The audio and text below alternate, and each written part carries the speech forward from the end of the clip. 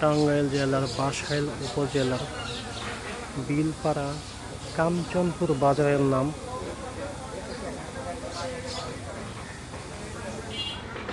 বিলপাড়া বাজার কাঞ্চনপুর। এই বাজারে একটি দোকান আছে যেটি মিষ্টির জন্য খুবই বিখ্যাত।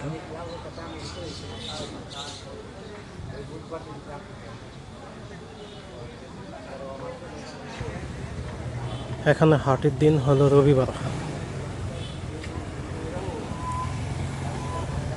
প্রত্যন্ত একটি অঞ্চল, এখান থেকে জেলা সদরে যোগাযোগের জন্য অটো বা সিএনজি একমাত্র উপায়।